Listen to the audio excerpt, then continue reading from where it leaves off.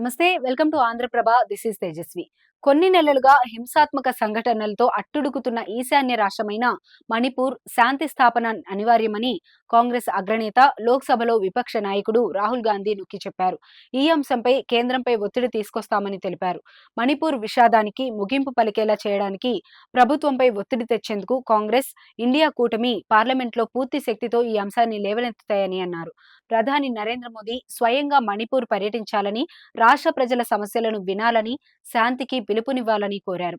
హింసాకాండకు గురైన మణిపూర్ రోజంతా పర్యటించిన రాహుల్ ఈ సందర్భంగా అక్కడి ప్రజలతో జరిపిన పరస్పర చర్చల వీడియోను షేర్ చేస్తూ సామాజిక మాధ్యమం ఎక్స్లో పోస్ట్ చేశారు. 5 నిమిషాల నిడివితో కూడిన ఈ వీడియో సందేశం ద్వారా ప్రధాని మోదీకి స్థానికుల విజ్ఞప్తిని గుర్తు చేశారు. ఈ విషాదాన్ని అంతం చేయడానికి, ప్రభుత్వంపై ఒత్తిడి తీసుకురావడానికి కాంగ్రెస్ పార్టీ, ఇండియా కూటమి పార్లమెంట్లో పూర్తి శక్తితో మణిపూర్లో శాంతి ఆవశ్యకతను లేవనెత్తుతాయని స్పష్టం చేశారు.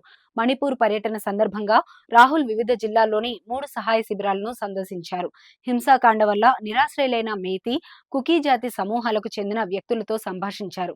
గతేడాది మే 3న మణిపూర్ జాతి హింస చెలరేగిన వారాల తర్వాత గాంధీ కూడా మణిపూర్ను సందర్శించారు.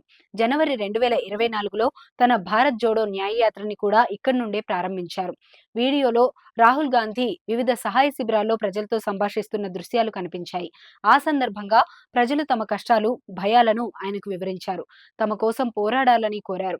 ఇందుకు సానుకూలంగా స్పందించిన రాహుల్, మణిపూర్ ప్రజలు ఎదుర్కొంటున్న సమస్యలను కాంగ్రెస్ ఎంపీలు ఇటీవల జరిగిన పార్లమెంటు సమావేశంలో లేవనెత్తారని, రాబోయే సమావేశాల్లో సమస్యలను మళ్లీ లేవనెత్తుతామని హామీ ఇచ్చారు.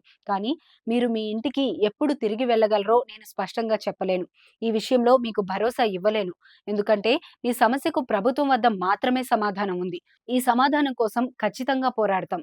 తదుపరి సెషన్లో మీ గళాన్ని బిగ్గరగా వినిపిస్తాను అని ఓ సహాయక శిబిరంలో ప్రజలకు కాంగ్రెస్ అగ్రనేత హామీ ఇచ్చారు. మణిపూర్లో గత ఏడాది మేలో మేతి, కుకీ వర్గాల మధ్య హింస చెలరేగింది. అప్పటి నుండి దాదాపు 200 మంది మరణించారు.